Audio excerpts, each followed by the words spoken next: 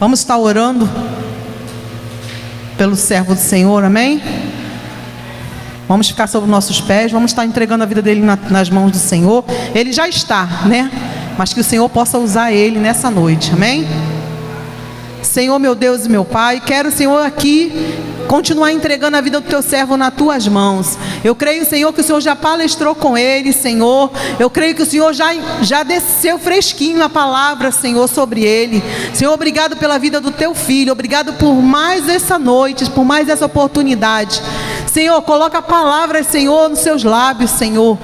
Que venha vir de encontro a cada um de nós, a nossas vidas. Que venha ser o que nós estamos precisando, ó Pai, em nome de Jesus. Amém.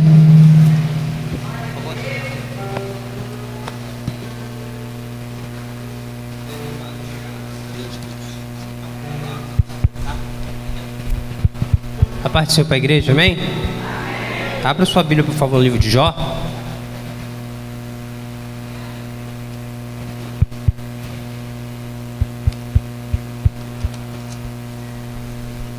Capítulo 1.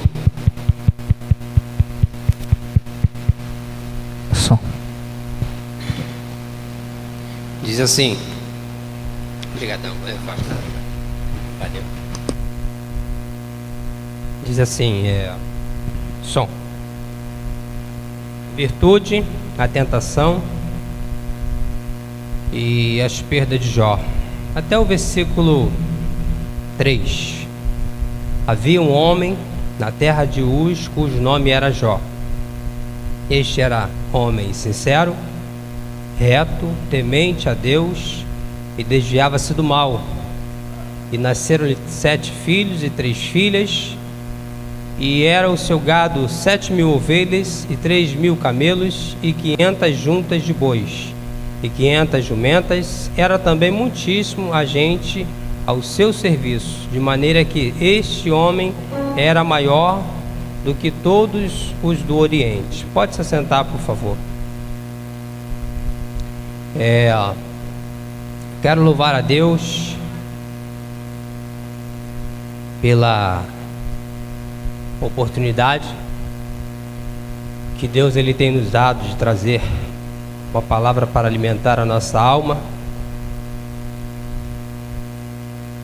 e compartilhar aqui que esse texto que nós acabamos de ler, embora muito conhecido,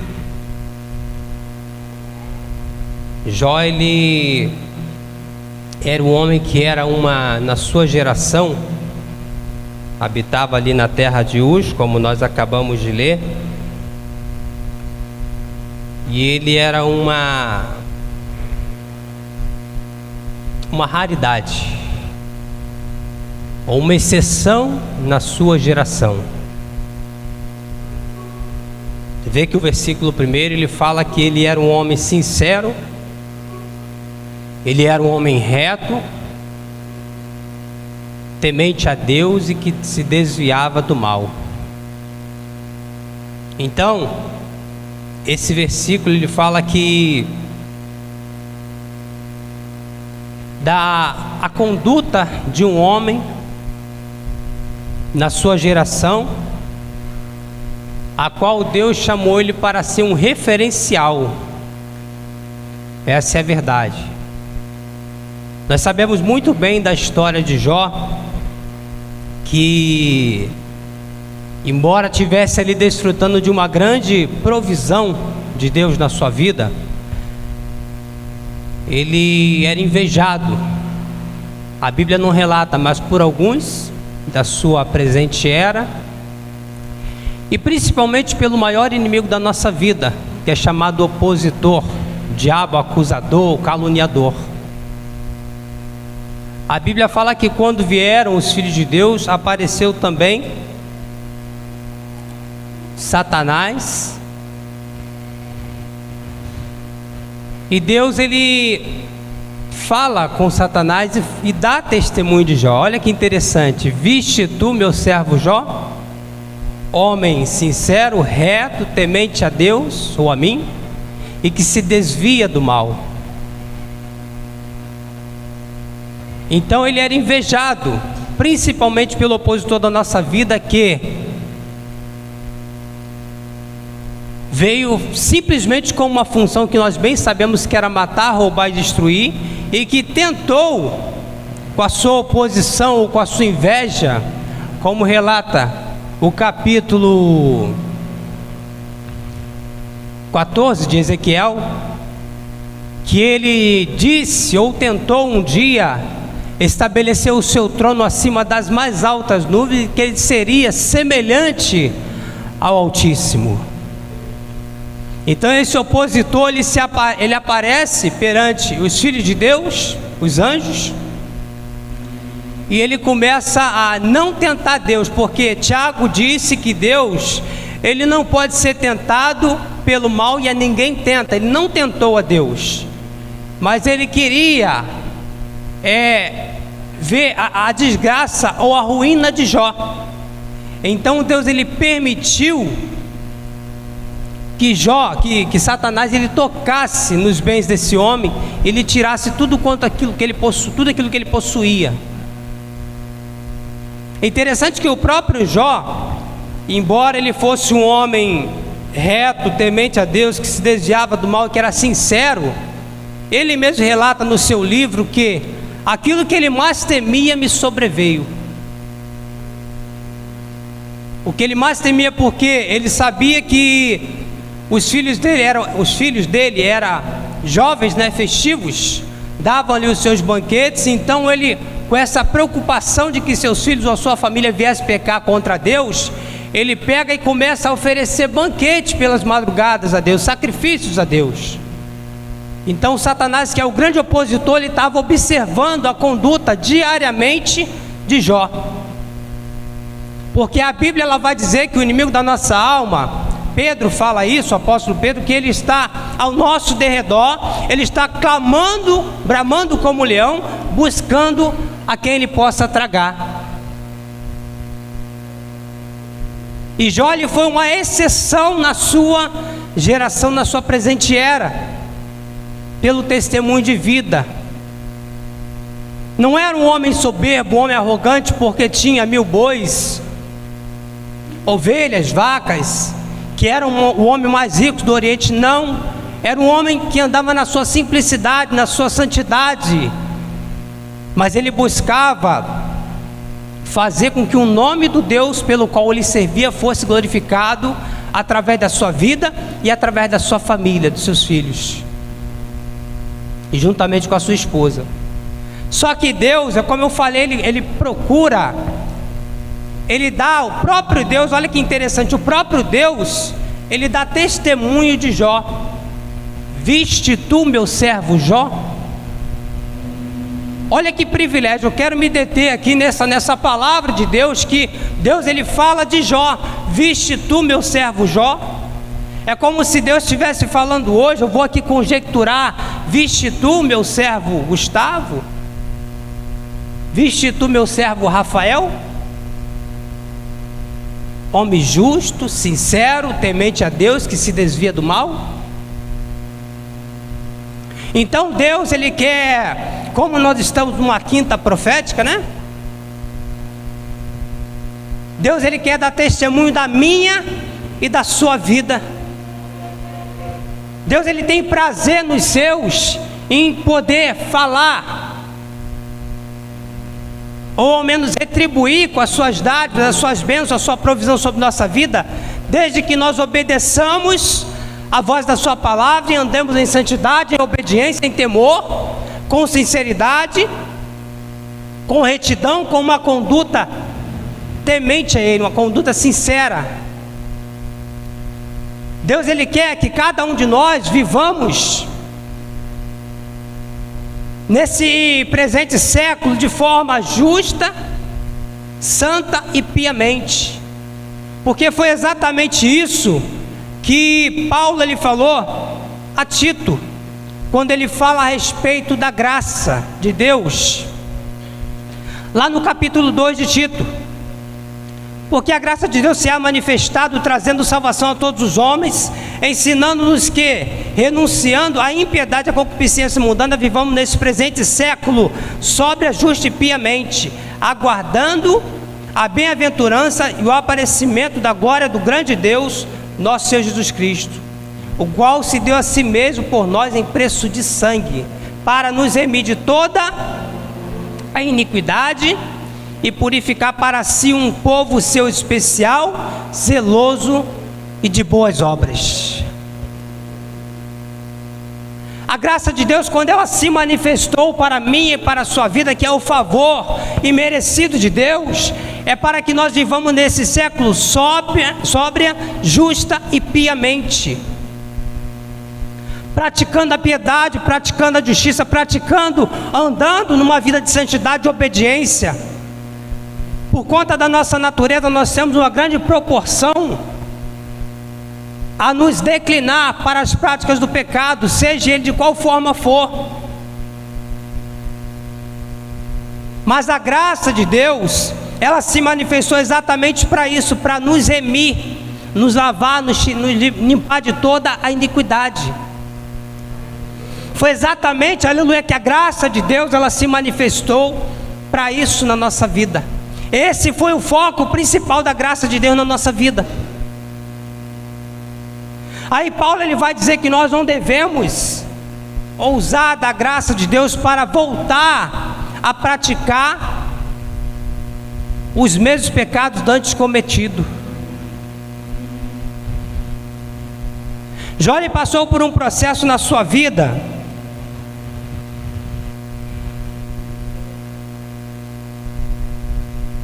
que, como eu mesmo falei, e ele relata aqui na palavra, aquilo que ele temia, ele sobreveio.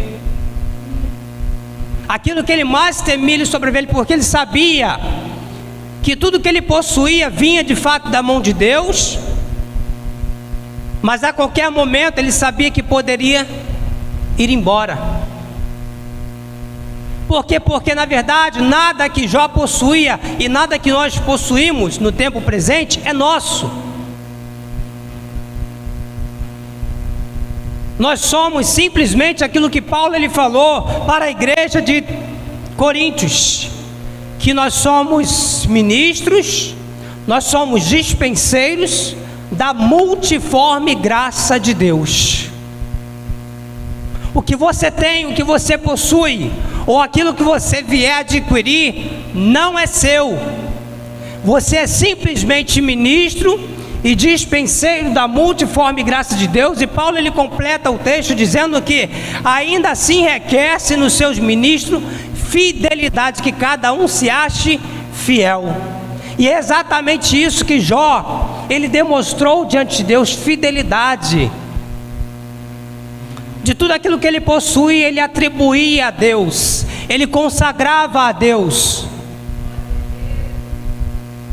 ele devolvia a Deus aquilo que era de Deus, porque veio da mão de Deus. Ele é o autor, ele é o mantenedor e ele é o criador de todas as coisas. E Jó sabia exatamente reconhecer isso. Louvado seja o nome do nosso Deus. Só que Jó passou por um processo difícil, que humanamente falando ninguém gostaria de passar. Segundo alguns estudiosos, Jó passou, segundo os teólogos, Jó passou por um processo de furunculose. É uma palavra não muito conhecida, um pouco difícil até de falar, mas o seu corpo começou a passar por furuncos, a ponto de aquilo começar a expelir, e ele se coçar com um caco de telha, se deitar sobre a cinza, e ainda assim conseguir louvar o nome do Deus a qual ele servia. Imagine você, Gustavo, um camarada cheio de furunco, perdendo boi, perdendo família, perdendo casa desabando, perdendo tudo quanto possuía, e ainda assim se deitar sobre cinzas, pegar cacos de telha e começar a coçar os seus furuncos e dizer assim: ó, o Senhor Deus, o Senhor deu, o Senhor tomou, bendito seja o nome do Senhor. Ninguém está livre de passar pelas mesmas provações e pelas mesmas privações que Jó passou. Ser humano nenhum está livre de passar. Sabe por quê? Porque Deus às vezes ele prova a nossa fé, ele não tenta. A Bíblia fala, como eu disse ainda há pouco, Tiago ele relata que Deus ele não pode ser tentado pelo mal, e ele a ninguém tenta. Só que ele passou por um momento de provação na sua vida. Deus queria provar para Satanás que a fidelidade, a integridade, a sinceridade e a retidão de Jó não estava pautado naquilo que ele possuía, mas num coração sincero, porque o salmista Davi também deixou relatado que há um coração quebrantado e contrito, Deus ele não despreza. Salmo 51. Só que Jó passou por um processo de provação que foi preciso ele passar. Deus queria provar para Satanás que aquilo que ele possuía, Deus ele poderia tanto tirar como também dar além. Eu posso tanto permitir que você toque nos bens que ele possui, como também lá na frente eu posso devolver tudo a ele em dobro. E foi exatamente isso que Deus ele fez com Jó. Permitiu que Satanás tocasse em todos os seus bens, nos seus filhos, nas suas filhas. Tirou tudo quanto aquilo ele possuía, tudo quanto possuía. Só que conhecemos bem a história de Jó. Lá na frente, Deus, ele devolveu tudo a Jó em dobro. O ponto principal que eu estou focando aqui é o testemunho que Deus ele dá de Jó. A Bíblia fala que nós somos sal e luz. Então, se o sal ele se torna insípido ou sem sabor, para nada mais presta senão para ser pisado pelos homens. Ele era aquele sal insípido, ele era forrado em determinado lugar, aonde algumas pessoas passavam e fazia-se ali uma trilha para ser pisado. Perdia o seu foco principal, que era dar sabor ao alimento. E que nós somos a luz do mundo. Não se acende uma candeia e se coloca debaixo da cama, mas coloca o que no velador, para que ela possa dar a luz a todos que estão na casa. E que assim, louvado seja o nome do nosso Deus, deve resplandecer a nossa luz diante dos homens. Para quê? Com qual objetivo? Para que vejam as vossas boas obras e glorifique, aleluia, o vosso Pai que está nos céus. Esse é o propósito principal do cristão. Ainda que com luta, ainda que com provações, ainda que com privações, que nem tudo nós vamos ter, ainda que com dificuldades, mas nós vamos continuar glorificando ao nome do Senhor. Entenda bem, Deus ele não tem culpa da minha situação que eu passo hoje, ou da situação que qualquer pessoa venha passar. Jeremias mesmo ele relata no seu capítulo 3 de Lamentações que o homem, preste bem atenção, o homem, de que se queixa, pois o homem vivente? O homem ele se queixa dos seus próprios pecados. O homem se queixa dos seus próprios pecados. Só que às vezes na vida nós vamos passar por algumas provações. Nem tudo que nós queremos nós vamos ter, ou poderemos ter, ou que nós quisermos, melhor dizendo. Nem tudo aquilo que nós almejarmos. Eu desejo, um exemplo, ter um carro importado. Pode ser que isso aconteça, pode ser que isso não aconteça. O desejo de ter uma mansão, um exemplo. Pode ser que isso venha acontecer, ou pode ser que isso não venha acontecer. Mas Jó, embora ele fosse um dos homens mais ricos do Oriente, ele não estava preocupado com bens materiais. A preocupação principal de Jó era exatamente com a sua família. A preocupação de Jó era exatamente com os seus filhos, com a sua esposa, com a salvação da sua alma. Porque o bem maior que nós temos é a família, porque a família, segundo nos aprendemos pela palavra, ela é a célula máter de uma sociedade. A sociedade ela é composta de famílias. Pessoas, filhos, filhas, pais e mães. Então uma sociedade que não é reta, uma sociedade que não é sincera, uma sociedade que não é justa, e não é temente a Deus, que não se desvia do mal, para que presta uma sociedade? É como disse Jesus: para nada presta senão para ser pisado pelos homens. Deixou de ser sal, deixou de ser luz, e o cristão, como sal e luz da terra, ele precisa exalar essa luz, ou refletir, saborear, dar sabor a essa sociedade corrompida pela qual nós vivemos, e exalar, segundo Paulo disse, o bom cheiro suave do perfume de Cristo.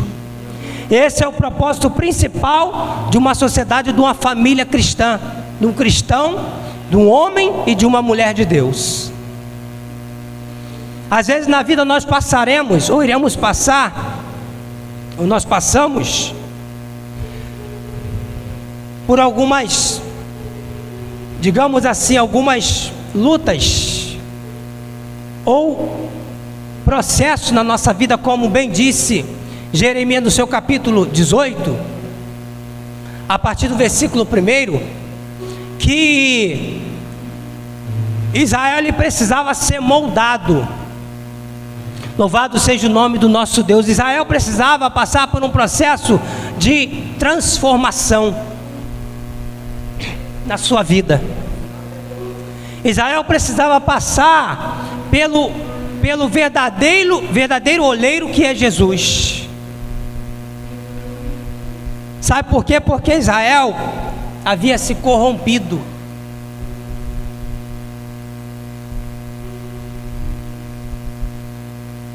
O povo de Israel havia deixado o seu primeiro amor, ou as suas primeiras obras, como diz João no livro de Apocalipse.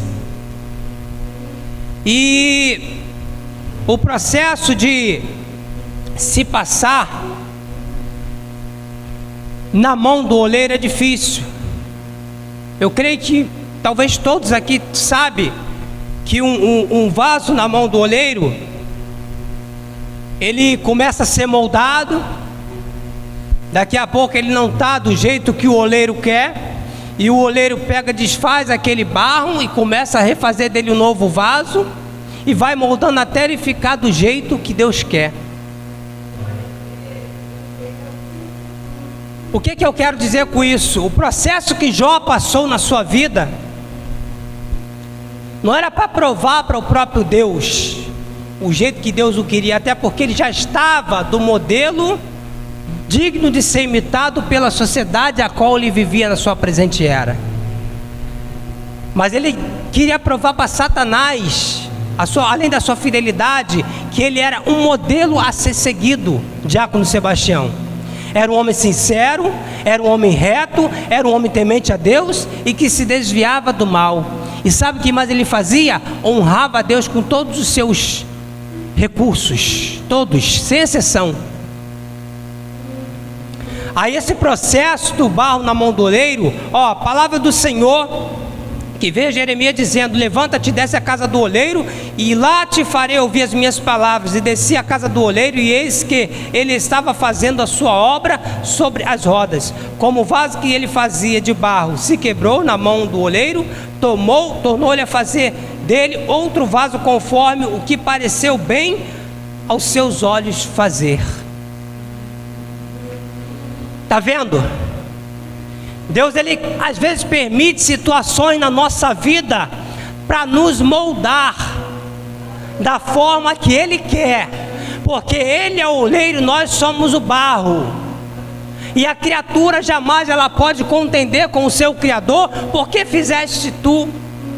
Por que me fizeste tu assim?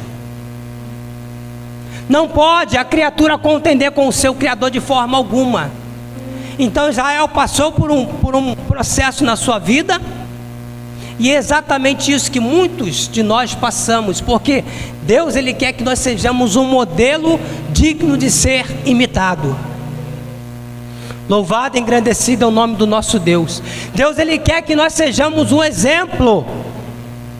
Essa é a verdade da palavra de Deus para a nossa vida.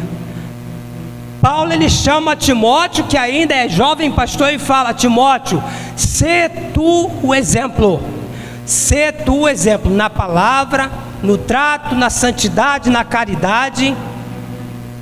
Trata todos com humildade, com sinceridade, com simplicidade. As moças mais velhas considera-as como a mãe, as mais novas como as irmãs, e aos anciões, honre-os. Então seja você um exemplo. E é exatamente isso que Deus ele requer de mim e de você, para que Ele possa consequentemente dar um testemunho da minha e da sua vida. Como está, por exemplo, a minha vida e a sua vida hoje? Será que de fato nós somos um modelo digno de ser imitado? Vamos ser sinceros. Se ainda não estamos da forma a qual Deus ele quer que nós estejamos, vamos pedir graça a Deus, vamos pedir misericórdia a Deus, porque nós precisamos, nós dependemos, nós necessitamos de estarmos de conformidade com a sua palavra e de acordo com aquilo que Deus ele quer para nossas vidas.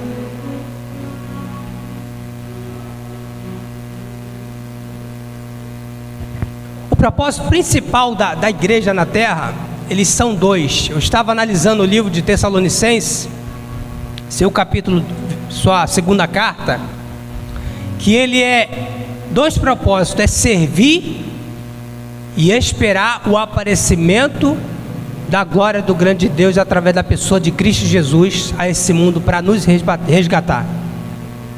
Servir e esperar. Jó ele servia a sua família, servia ali os seus servos, servia na sociedade. Porque se ele era um homem justo, automaticamente ele praticava a justiça. Aquilo que Paulo falou à igreja de Filipenses, que Deus, ele seja a vossa equidade ou a vossa justiça notória a todos os homens, perto está o Senhor. Então ele queria essa justiça sendo demonstrada através da vida de Jó, e com certeza Jó ele fazia essa equidade ou justiça ser transparente na sua presente era. Então essa justiça ela precisa estar na nossa vida. Nós precisamos ser esse modelo a ser seguido. Precisamos ser esse modelo a ser digno de ser imitado. Não adianta nós conhecermos a Bíblia de capa a capa, de trás para frente, de cabeça para baixo, enfim, e não executarmos, e não colocarmos em prática, porque Tiago mesmo ele diz que aquele que não pratica a palavra, que nós devemos o que? Ser não ouvinte, mas ser praticante, porque o que é ouvinte, ele é semelhante ao varão que se olha no espelho, e logo daqui a pouco ele se foi e se esqueceu de como tal era, mas ser de praticante da palavra de Deus.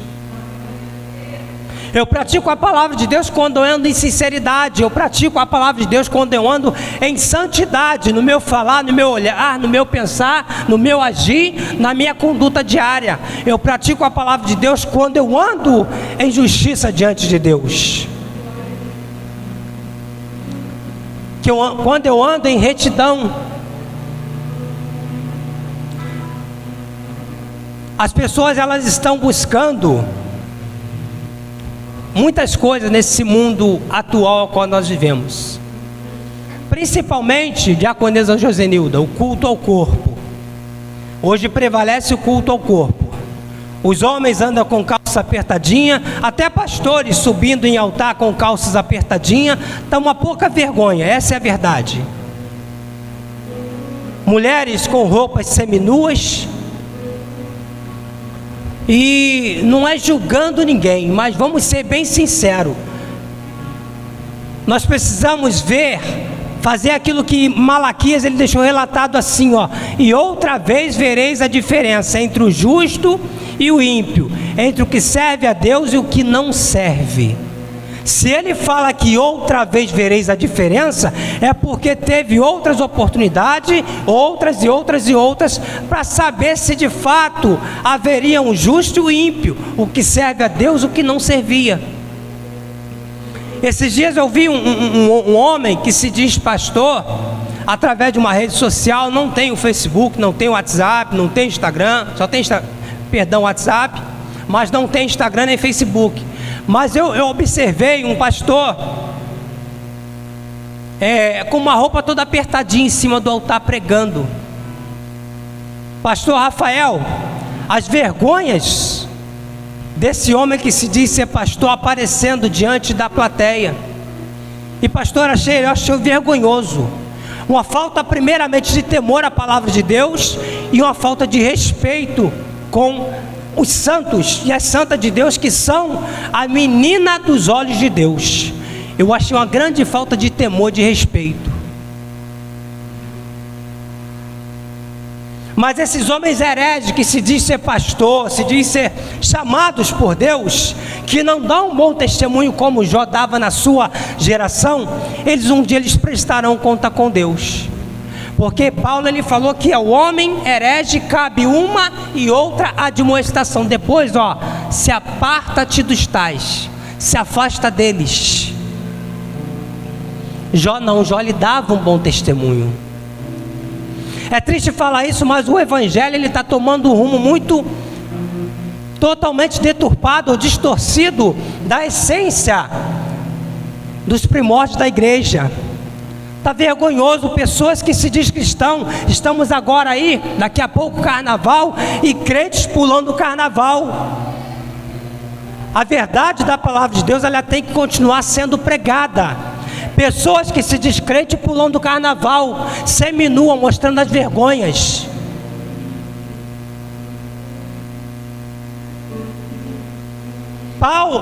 João ele chega na igreja apocalíptica e fala assim, olha, capítulo 3, para a igreja de Laodiceia.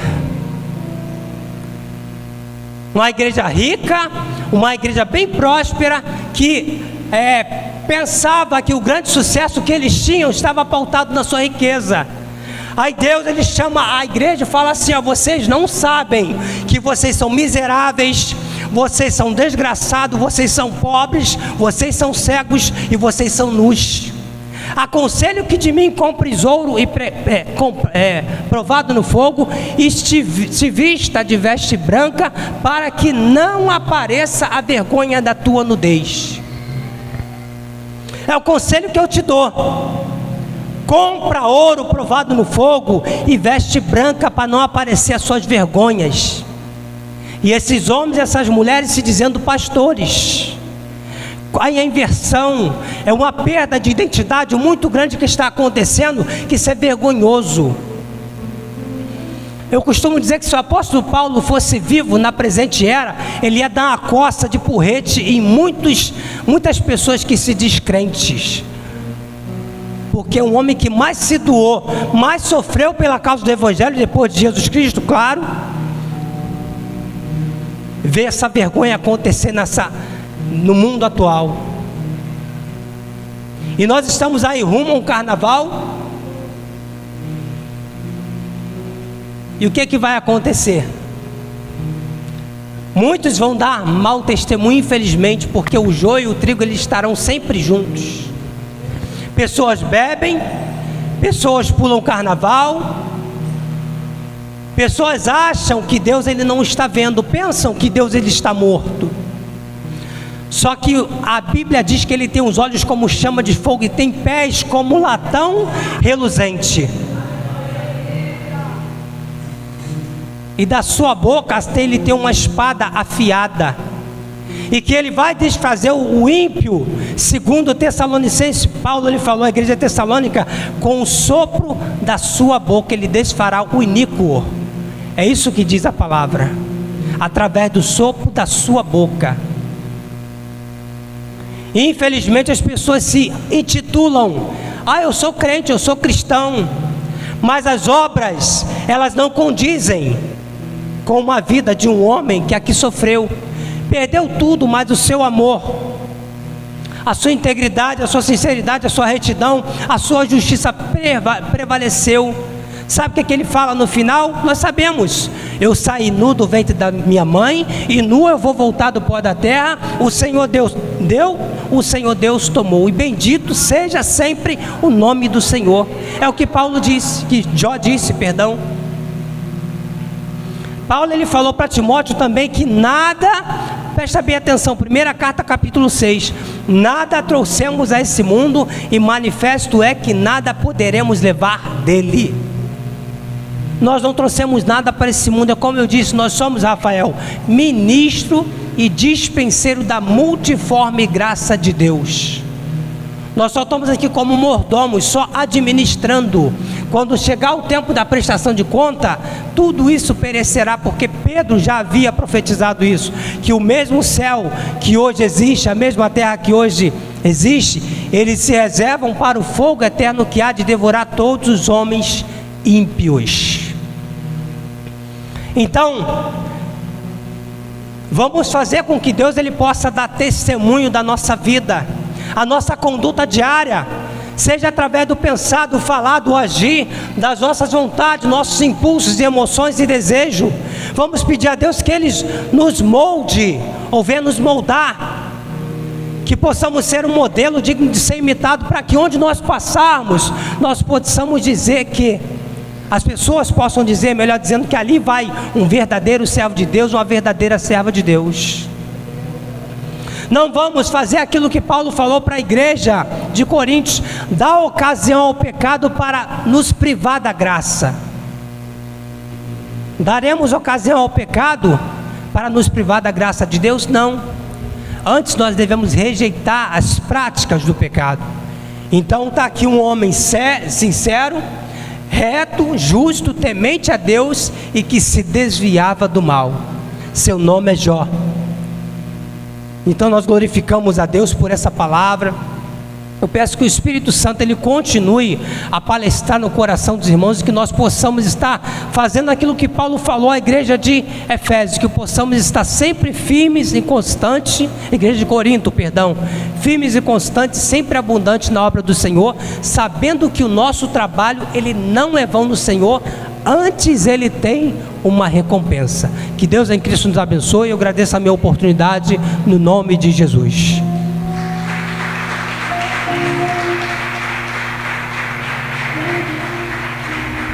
Amém.